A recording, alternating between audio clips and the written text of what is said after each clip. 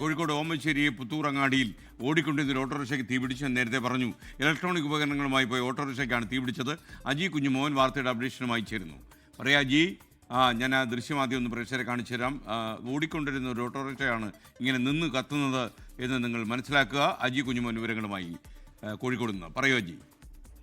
SKN ഇന്നലെ രാത്രിയിലാണ് ഓമശ്ശേരി പുത്തൂർ അങ്ങാടിയിൽ ഈ തീപിടുത്തം ഉണ്ടാകുന്നത്. മഞ്ചേരി കേന്ദ്രമായി പ്രവർത്തിക്കുന്ന സ്മാർട്ട് എന്റർപ്രൈസസ് എന്ന സ്ഥാപനത്തിലെ ഓട്ടോറിക്ഷയ്ക്കാണ് തീപിടിച്ചത്.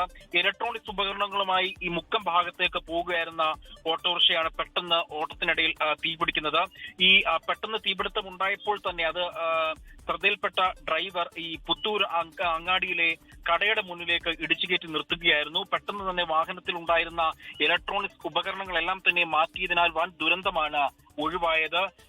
സംഭവം ശ്രദ്ധയിൽപ്പെട്ട നാട്ടുകാർ വിവരം അറിയിച്ചതിനെ തുടർന്ന് മുക്കം ഫയർഫോഴ്സ് എത്തിയാണ് തീ നിയന്ത്രണ വിധേയമാക്കിയത്. ഓട്ടോറിക്ഷ പൂർണ്ണമായും കത്തി നശിച്ചിട്ടുണ്ട്. SKN. Okay, thank you. ലോകത്തെവിടെയായാലും ഏത് സമയത്തും 24 വാർത്തകളും ഓഗ്മെന്റഡ് റിയാലിറ്റി പാക്കേജുകളും എക്സ്പ്ലെയിനറുകളും വിശദമായി കാണാൻ ഞങ്ങളുടെ യൂട്യൂബ് ചാനൽ നിങ്ങൾക്ക് സബ്സ്ക്രൈബ് ചെയ്യാം.